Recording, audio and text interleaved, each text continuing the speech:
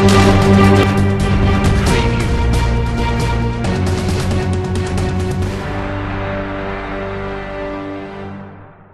fellow prophecy student, greetings. The Bible's prediction of events leading up to the end of the world in the book of Daniel is but a mirror image of John's account of end-time events in the book of Revelation. From a study of Daniel 2, 7, 8, and 11, it can be clearly seen that the common theme running through these 4 chapters is the succession of world kingdoms leading up to the end of the world. However, we need to understand that the book of Daniel is more than about Daniel's vision of events pointing us to the end of the world. Most prophecy students in their study of the book of Daniel tend to give more attention to the visions while ignoring the stories surrounding the life of the prophet Daniel and that of Shadrach, Meshach, and Abednego. The stories contained in the book of Daniel are more than just dry accounts of the experience of God's people during the reign of Babylon and Medo-Persia. I firmly believe that it is in the providence of God that these accounts be included in the book of Daniel as object lessons for us who are living on the threshold of the end of the world.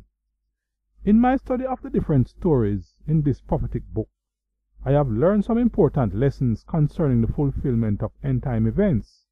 The story that stands out for me is about the erection of the golden image in the plain of Dura by Nebuchadnezzar, king of Babylon, in Daniel 3.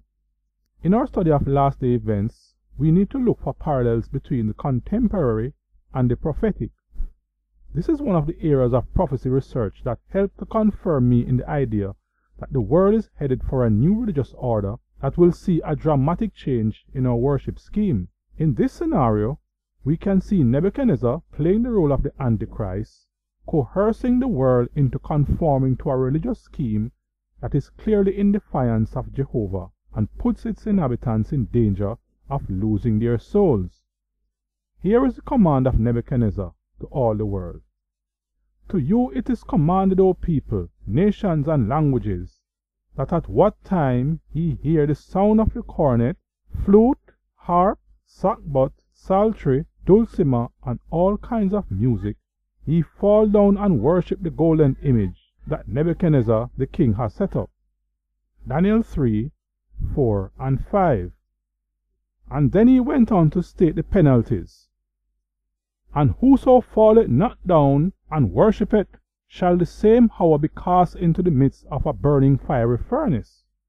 Daniel 3 and verse 6. Against this religious order, 3 committed young men of God took their stand and declared their unreserved allegiance to the God of heaven.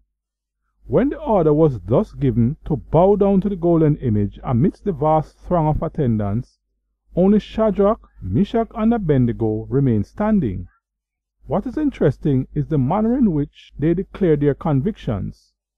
The king was willing to give them a chance if they decide to bow this time, but to this offer they flatly declined, saying, O Nebuchadnezzar, we are not careful to answer thee in this matter. If it be so, our God whom we serve is able to deliver us from the burning fiery furnace, and he will deliver us out of thine hand, O king.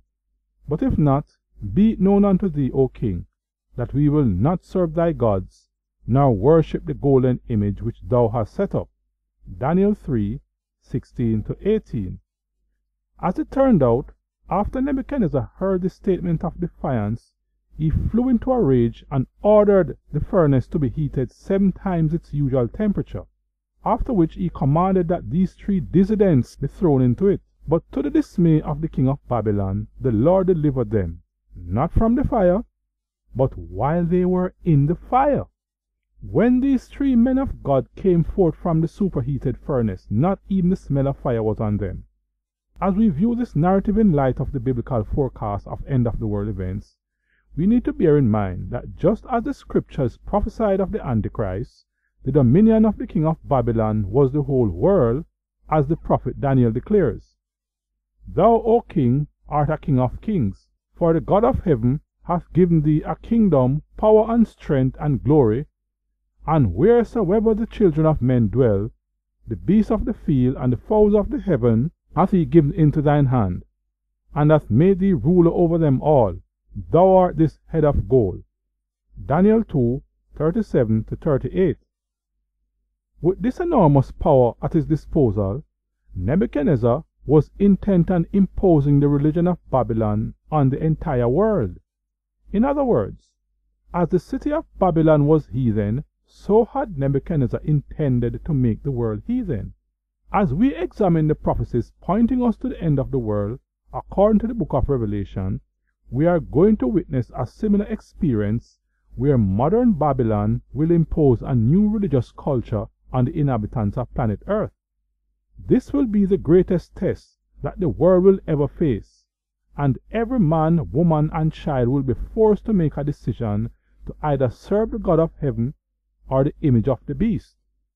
Like Shadrach, Meshach, and Abednego, the saints will refuse to participate in this idolatrous practice. Hence, the church will face a great persecution for taking their stand against the new religious order. It is the same experience of the saints to which we are pointed when the prophet John declares that he saw those who were beheaded for the witness of Jesus and for their refusal to worship the image of the beast and take his mark. The countdown of end-time events in the book of Daniel clearly shows how history will be repeated in our experience as the end of the world draws near. During the mark of the beast crisis, the world will again come face to face with the religion of Babylon and their king, the Antichrist. But as Daniel's God was able to deliver the 3 Hebrew boys from the fiery furnace, so will he be able to deliver us in the coming time of trouble. The prophecy of an impending new religious order in the last days is the central theme of the End-Time Prophecy e-course. It will provide answers to questions such as, what is that dramatic event that will catapult the religion of Babylon to the seat of power overnight? How will the new religious order be implemented? Will Christendom remain the same under a new religious regime? Who is this beast that is to ascend from the bottomless pit? To find out more about the role of modern Babylon in the last days and who will be her chief partners in crime, click on the link in the video or the link below and download the entire End Time Prophecy e-course package. It is www.prophecyecourse.com. Hope you have been blessed by this presentation. Thanks for watching.